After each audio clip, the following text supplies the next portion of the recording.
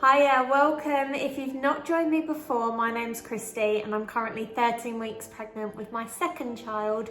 My first child, I've got a little girl already, her name's Grace, and she's about 15 months old now, so just over the age of 1. And myself and my husband Steve are expecting our second little baby this year, kind of December time, late December. So we're super excited about that.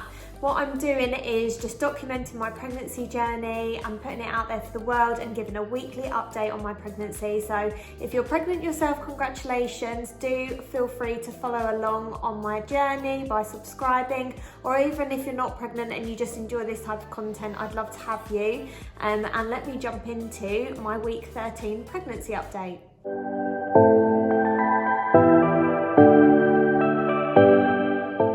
So in terms of the baby is now the size of a peach, and I'm definitely noticing a more firm bump, especially in the mornings when I'm laying down in bed and my stomach is completely flat. I can see a really noticeable bump, and I think I've mentioned in one of my updates before that it almost feels a lot bigger on one side. So baby is growing at a rate of knots. They are growing lanugo hair all over their body, which will protect them until they're born, and it will fall out a bit closer to my due date. They have learned to suck their thumb, to grimace, to frown, so they're exercising all of those facial muscles. And this week as well, the placenta has completely taken over from the yolk sac that was there before. So the placenta is completely supporting the baby on its own now, which is really exciting. So I've mentioned that I've noticed a more pronounced bump this week, but also something really exciting that's happened is that I've started to feel a little bit of movement. I definitely didn't feel it this early with Grace, but I did. Obviously, Grace was my first pregnancy, and they do say you feel it earlier in your second pregnancy, but also with Grace I had an anterior placenta, so the placenta was at the front of my bump, so I really didn't feel her moving until about 20 weeks, maybe even later than that. So to feel movement this early on is really, really exciting, and I'm hoping that I continue to feel that. I've only felt a few flutters when I've been laying completely flat in the bed, so I'm noticing it when I get up in the morning and I haven't yet got out of bed for the day. That's when I can notice it more, but just moving around during the day, I don't really notice it at all. So hopefully that will become a bit more pronounced over the next few weeks as well. I have completely come off my anti-sickness medication this week, which is really exciting. I've had a couple of instances in the last week where I've needed 1 or 2 to get me through an evening, but that's completely stopped now. And I'm getting through without any of that medication at all. So even when I have little spells of dizziness and nausea, which I do still have, they're nowhere near bad enough that I feel like I need to medicate myself for those. So that's good. I feel like I'm taking a lot less tablets now, and I can just focus on taking my vitamins. And I also need to get my spartone to start getting my iron levels up, because I was anemic in my last pregnancy, so I imagine that I'll probably be anemic in this pregnancy again. So I need to order some of that to come and drink that lovely metallic-y tasting water. Appointment wise, nothing really exciting has happened this week, other than I've had the results from the Downs-Edwards, and I think it's pronounced Pateau screening, which I opted for at our 12-week scan, and that's all come back and I'm categorised as low risk for that, so I'm pleased about that. So now I'm working towards 2 more appointments in the next few weeks, which will firstly be my 16-week midwife appointment, and then we are going to be having our gender scan later that week. I've mentioned on here already that we believe we know the gender because we did an early DNA test, but I've heard mixed reviews about how accurate they are or not. So I've not announced what we're having yet, although I'm fairly certain on what we are having. But I want to wait for the gender scan to announce that, and that will be in a couple of weeks' time. I'm feeling really hormonal this week, almost at the outset of coming onto your period. My skin has not been the best that it's ever been, and I probably could do with drinking a bit more water, which I say every time that my skin's not very good, because I find that improves it so much. So I need to focus on that this week. But also I've just found myself getting really, really emotional. It's, silly things and big things. I've been crying at films. I had an incident last night where I felt really upset that Grace hadn't gone to our wedding. we were married before we had Grace, and I just had like this feeling of, oh my God, Grace wasn't our bridesmaid and she wasn't there.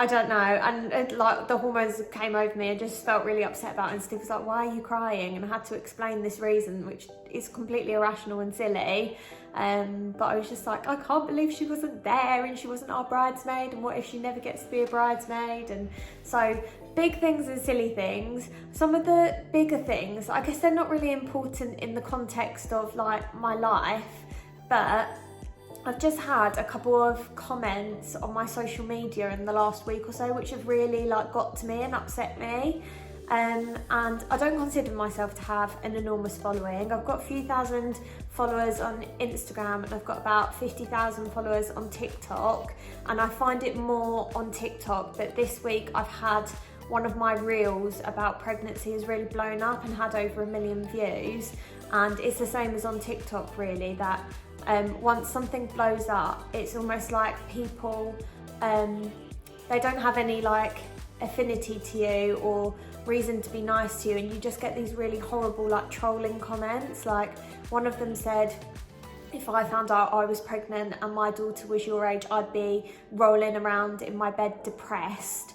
And I was like, great, okay, that makes me feel brilliant. And I just feel really sad because I think like this baby's so wanted and so loved. I feel offended that people could say that. It's just too much. And the other one that I've had this week was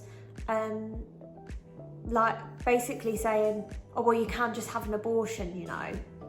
Like it was just, and it's so hard when it's something that you care about so much, and these people are just complete strangers to your life and they're passing through, but they're leaving quite pointed comments, and I've just found that quite, with the hormones and everything as well, I've just found that quite difficult to deal with. Like, it's my life. I don't know why people feel the need to say such horrible things about something that is really happy and really exciting in my life. So I've kind of been dealing with that underneath the surface and trying not to let that get to me too much. But I enjoy social media and I enjoy putting content out there, and it's a real creative outlet for me that I don't necessarily have in other areas of my life. Like my job isn't particularly creative. So this is like my outlet, my hobby, my passion. And it just makes you feel like, oh, well, I don't really want to do it if people are going to be like that. Not saying that I'm not going to do it. It's just something that unfortunately, I think once you're on social media, people are like, well, you have to get used to that. And I don't think it's something that I'll ever really get used to. So let me show you a clip of my bump on a brighter note.